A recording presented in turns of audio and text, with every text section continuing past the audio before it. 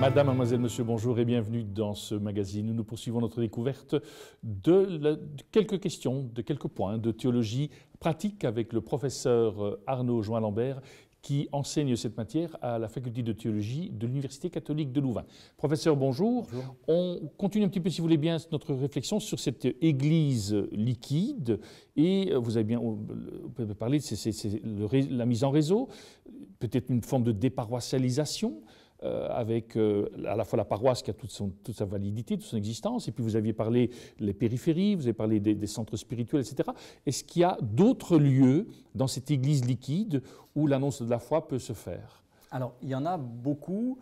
Finalement, il y en a beaucoup. C'est ça intéressant de se dire, tiens, mais dans notre contexte un peu francophone, un peu auto-centré, où on ne sait pas très bien ce qui se passe ailleurs, on a l'impression qu'il n'y en a pas beaucoup. Ailleurs, il y en a beaucoup. Si on prend en tout cas le monde anglo-saxon, donc l'Église anglicane a initié un processus qui s'appelait les Fresh Expressions of Church, qui est donc officiellement initié en 2004, qui était cette idée de, à partir du moment où des membres des communautés chrétiennes ont des idées, de les accompagner, de les aider à faire quoi? Alors un temps le matin pour des personnes seules et isolées, une fois toute la semaine, je pense à un projet comme ça dans une paroisse de Cambridge avec un nouveau lieu où les gens sont accueillis. Voilà, c'est souvent des femmes seules ou des personnes âgées. Une matinée où on échange, où il y a un temps de prière, tout simple. Et toutes les semaines, il y a 60-80 personnes qui viennent alors qu'elles n'étaient pas là à la paroisse. Donc donner du support, permettre des initiatives. Et ce type de projet, il faut savoir, pour le monde anglo-saxon, l'Église anglicane, c'est 10 000 activités, 3 000 nouveaux lieux depuis 2004. Et l'équivalent, 10 000 activités et quelques milliers de nouveaux lieux chez les méthodistes. Donc, voilà, c'est pas rien, quoi, je veux dire. Et au niveau allemand, par exemple, il y a énormément de choses aussi. En France, pas tellement, en Belgique non plus, mais on peut repérer quand même des initiatives. Une qui me semble assez significative, qui ressemblerait quand même aux périphéries, c'est la question des bars ou espaces de convivialité catho, entre guillemets. Donc c'est très liquide, le bar, voilà, en tout cas, forcément. On va se retrouver en tout cas autour du liquide.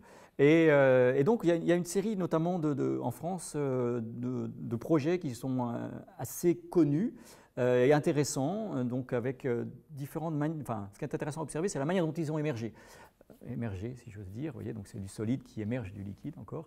Et on peut penser au comptoir de Cana à Lille, qui est un projet diocésain de reprendre un bar dans un quartier étudiant, qui est un lieu où il y a des activités, se crée une nouvelle sociabilité, tout en étant bien un bar propre. On peut penser aux dominicains belges en tout cas, avec leurs deux bars pub, donc voilà, développer un type de convivialité où sont présents cette fois-ci des religieux et des dominicains, plus d'autres personnes, où il se vit quelque chose finalement d'une fraternité, d'un accueil, d'une écoute, tout en étant dans un cadre qui est celui d'un espace public, semi-public. On peut penser aussi un peu plus largement, je suis allé il y a 2 semaines au Simone, le Simone à Lyon, qui est un espace tout à fait intéressant, qui a été créé par des jeunes adultes catholiques, qui est un bar, espace de convivialité, de coworking pour des jeunes professionnels, où il y a de la réflexion, de l'art, voilà. Et c'est vraiment un très très beau projet qui va toucher d'autres personnes. Et dans l'affiliation du Simone, le Dorothy au nord de Paris, où vous avez, alors là cette fois-ci, dans des quartiers de Paris plus défavorisés, entre guillemets, où la place est chère, on va avoir des espaces offerts aussi ou loués à des entrepreneurs, etc., avec une dimension d'éthique sociale très forte qui fait signe. Donc, et ce sont tous ces lieux-là que j'ai évoqués, vous voyez, avec des moteurs différents. Si on prend le diocèse avec un assistant pastoral, une congrégation religieuse, enfin un ordre religieux, pardon, pour les dominicains, ou des groupes de laïcs, eh bien, le moteur est différent, le type de présence est différent, mais on a bien vraiment un lieu alternatif de rencontre, de vie de la foi, voilà, où il se passe quelque chose. Alors on n'est pas du tout dans une paroisse, c'est très clair, hein, on est dans autre chose, on n'est pas non plus dans un centre spirituel, mais on ne pourrait pas dire qu'il ne se passe rien et qu'il n'y a pas d'évangile ici. Donc et c'est possible parce que des personnes ont reçu cet appel ou sentent cette envie, ce désir, ils sont peut-être frustrés dans leur paroisse et donc on va trouver des lieux de déploiement autres. C'est pour moi très significatif de cette multipolarité.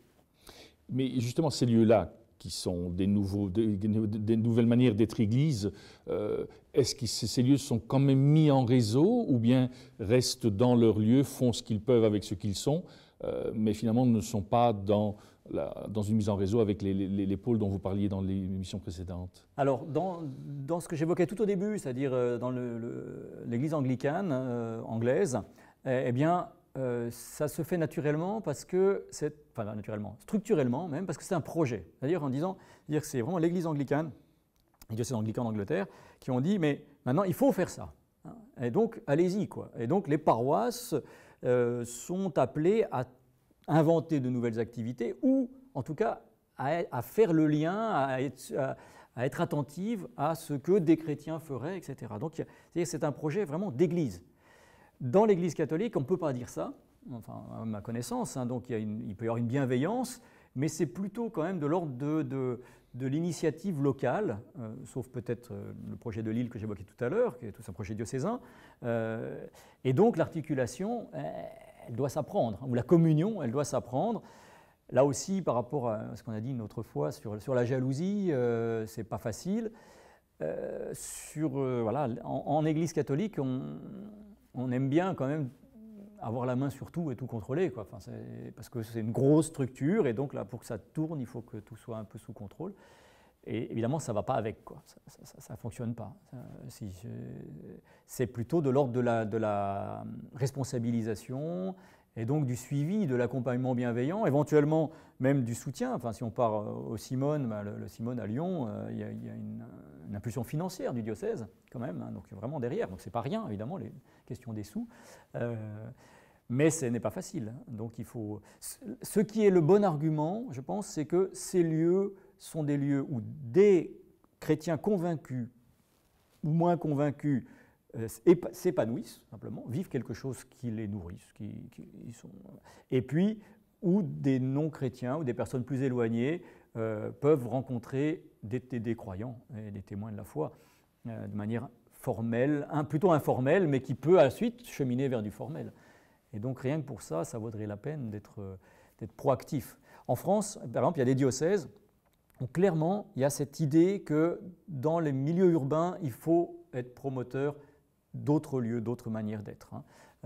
Donc je pense au diocèse de Grenoble, au diocèse de Nanterre à sa manière, mais c'est plutôt des très gros projets. Il y a des diocèses où c'est au balbutiement d'une réflexion. Et du coup, peut-être que même des catholiques ne se sentent même pas appelés, autorisés à mettre en œuvre ce qu'ils aimeraient bien faire. Une émission comme celle-ci, qui se trouve sur le continent numérique et sur Internet, etc., est-ce que ça fait également partie de la mise en réseau dans une église liquide? Alors complètement. Et là aussi, le monde anglo-saxon est plus avancé, puisque ils ont vraiment un lien très très fort entre le réseau et le virtuel, qui en fait n'est plus du virtuel, qui est une autre forme du réel, on va dire, et le physique. Donc ça, c'est très clair. En Église catholique, on est quand même assez pauvre, enfin Église catholique francophone, on est quand même pas très très très avancé. Alors ces nouveaux lieux, par contre, sont souvent, comme ils sont confiés à des personnes aussi plus jeunes, d'une génération qui n'est peut-être pas tout à fait les milléniums encore, donc puisque c'est souvent des gens autour d'une trentaine d'années qui s'occupent de ça, eux, oui, ça fait partie de leurs outils quotidiens, donc oui, c'est plus présent. Et ça permet aussi de toucher d'autres personnes, et surtout, justement, ces fameux trentenaires qui sont par définition ceux qui ne sont pas dans l'église, quoi. Enfin, les trentenaires, c'est ceux qui ne sont pas là. Après, un peu plus vieux, on les trouve, un peu plus jeunes, on les trouve. Là, ceux-là, ils ont leur manière à eux de se poser des questions de sens, d'essayer d'y résoudre, une sociabilité qui est à eux. Et bien là, ces nouveaux lieux permettent finalement d'avoir une dimension chrétienne à cette sociabilité. Merci en tout cas, professeur, d'avoir pris le temps de nous expliquer non seulement ce qu'est l'Église liquide, mais aussi toutes les conséquences que cela amène et cette mise en réseau dans cette nouvelle manière de vivre en fait en Église. Merci à vous pour cette web-série. Nous arrivons au terme de cette web-série. Merci de nous avoir accompagnés tout au long des différentes émissions. Au nom de toute l'équipe qui les a préparées, il ne me reste qu'à vous souhaiter une excellente journée et je vous dis d'ores et déjà à très bientôt.